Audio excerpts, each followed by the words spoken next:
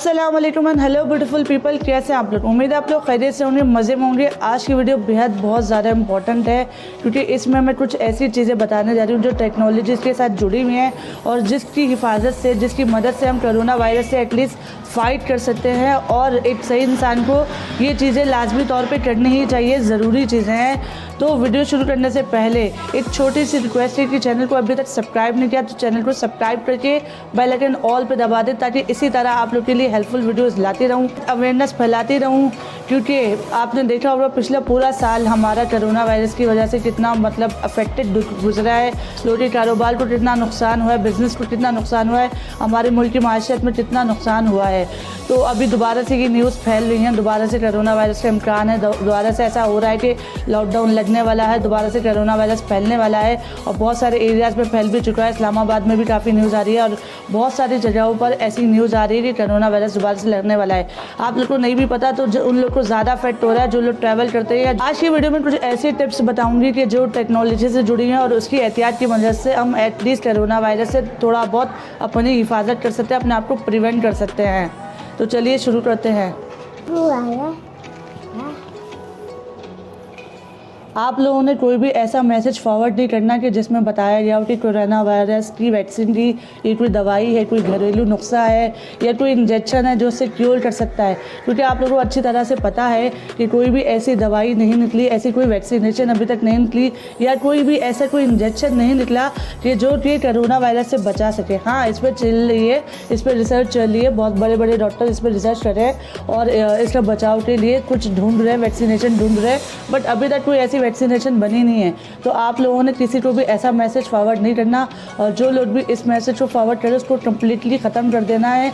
ऐसा कोई भी मैसेज नहीं पहुंचना चाहिए ताकि कोई भी इस मैसेज को सुनकर और कोई गलत दवाई का इस्तेमाल ना कर ले। तो इसलिए ऐसा कुछ भी नहीं करना, आप लोगों ने कोई भी ऐसा भी मैसेज फॉरवर्ड नहीं करना।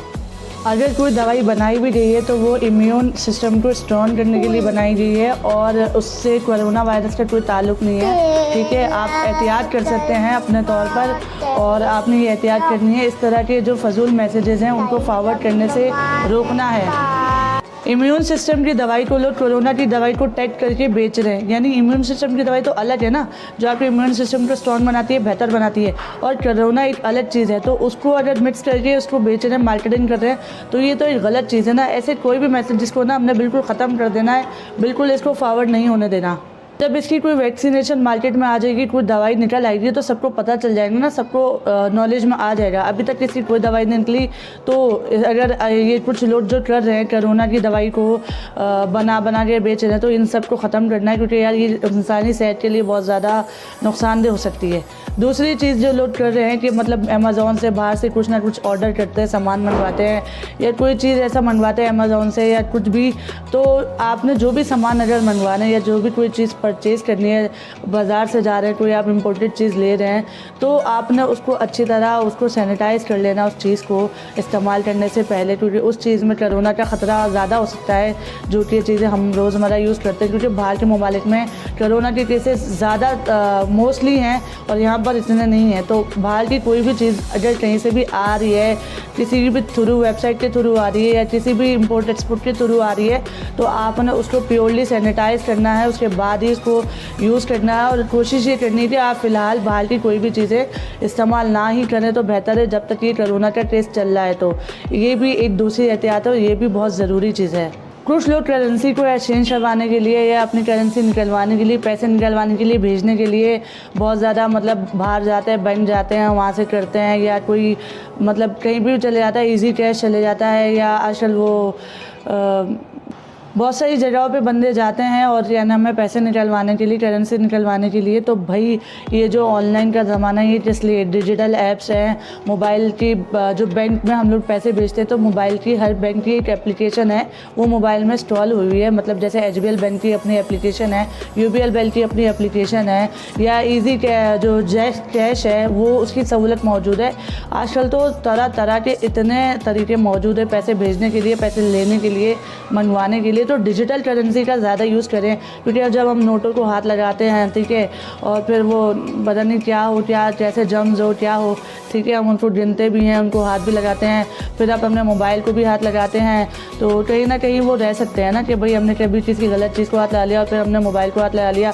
आप अपने मोबाइल को भी आप पूरी तरह साफ़ करके सही तरह करके रखें, सैनिटाइज़ कर सकते हैं, लेकिन ये नहीं कि मतलब पूरा पानी में डुबो देना, वरना वो ख़राब हो जाएगा।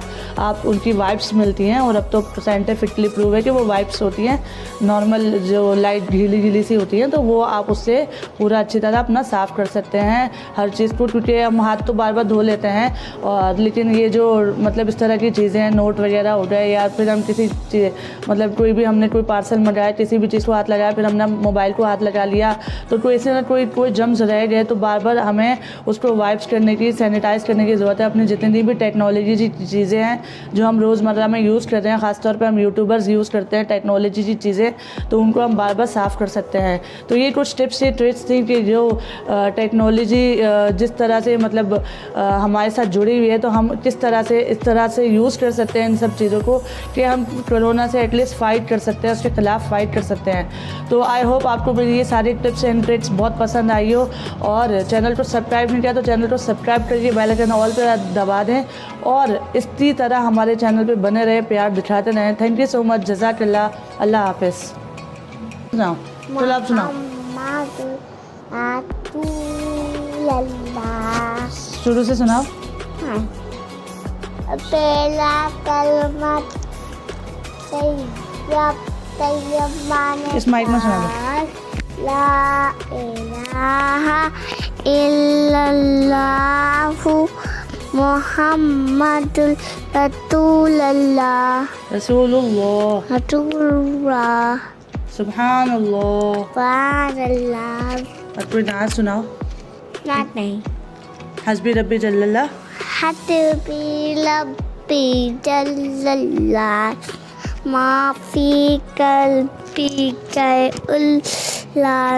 नूर मोहम्मद सल्लल्लाह, ला इलाहा इल्लल्लाह, बहुत बिलाल हफ्सी है, सरवरती का प्याला है, दुनिया के अल-आतिक की आंखों का पोताला है, तुल में ने उन पर छीने पे लखा पत्थर, फिर पिटपा पर ताले लहा, ला इलाहा इल्लल्लाह रब्बी जल्लल्लाह, माफी कल्बी गए उल्ला नूर मोहम्मद सल्लल्लाह, ला इलाहा इल्लल्लाह। सुभानअल्लाह। इतनी प्यारी नात पढ़ता हो मेरा प्यारा सा बेबी, इतना प्यारा सा बेबी, इतनी सारी नात पढ़ता है और कलमा भी पढ़ता है। शाबाश, वेरी गुड। अभी चीज़ मिलेगी आपको। क्या?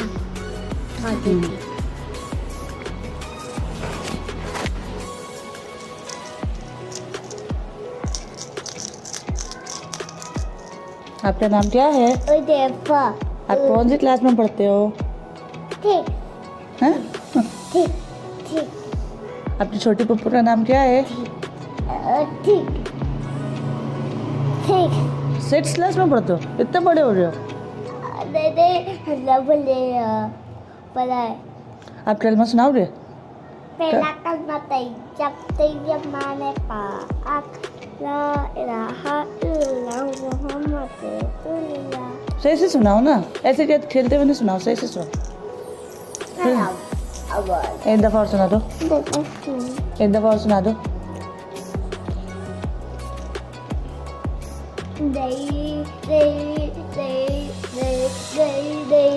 छोटे पप्पू का पारा से बेबी कौन है?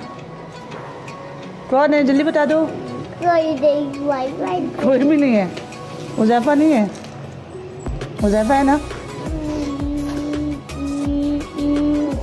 कोई नहीं है।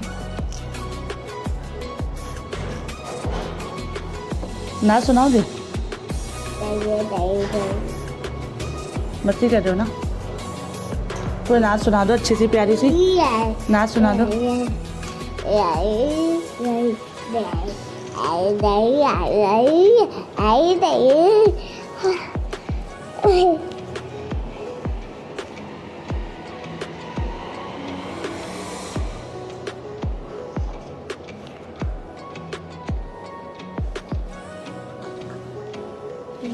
कैसे?